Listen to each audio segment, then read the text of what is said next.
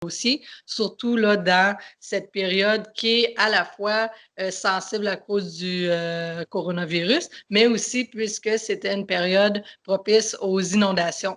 Et donc, on devait être préparé. Les rencontres sont absolument nécessaires pour pouvoir être prêt à ces éventualités-là. Mais on est content de voir que cette année, là, pour l'instant, les inondations, c'est très stable, rien au-delà de la normale.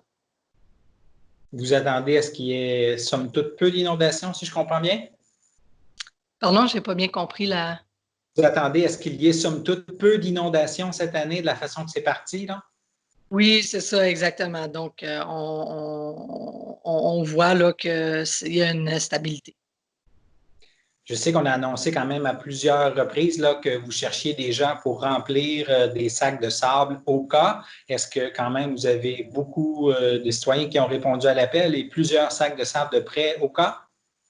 Oui, donc en fait, ça, c'était un défi aussi, puisqu'à l'île du Pas, ici, on est tissé serré, si on peut dire ça comme ça. On a vraiment un sens de communauté, de vouloir aider son prochain.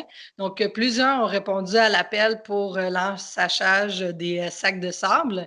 Ensemble avec nos employés municipaux aussi, on a été capable d'ensacher environ 600 sacs.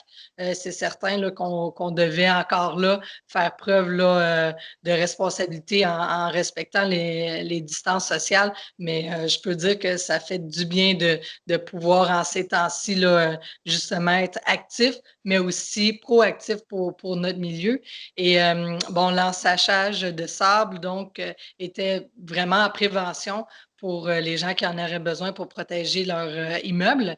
On rappelle cependant que c'est la responsabilité du citoyen de se préparer là, à les conditions qui arrivent au printemps et que l'aide municipale, c'est un atout là, si jamais ça déborde le normal.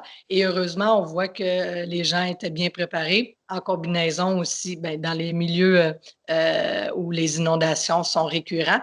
Et sinon, dans les endroits où il aurait pu avoir besoin de sacs de sable, cette année, ça n'a pas été nécessaire comme à l'année dernière et en 2017, par exemple. Donc, on est heureux de les avoir gardés, nos sacs de sable. Ils sont encore là puisqu'on est encore en période d'inondation, mais on croit qu'on n'en aura peut-être pas besoin, puis ça serait une bonne chose. Pour l'instant, d'après ce que j'ai pu apercevoir, c'est surtout le coin de la rue des Chalets ou Louis-Haute. Oui, c'est ça. Donc, la rue des Chalets, c'est des inondations là, récurrentes à chaque année. Les citoyens qui y habitent sont habitués, ils sont, je peux dire, immunisés en quelque sorte contre le niveau d'eau qui monte. Ils sont très bien organisés, même pour le transport, pour sortir de leur demeure, pour, par exemple, aller faire l'épicerie ou aller à leur lieu de travail, là.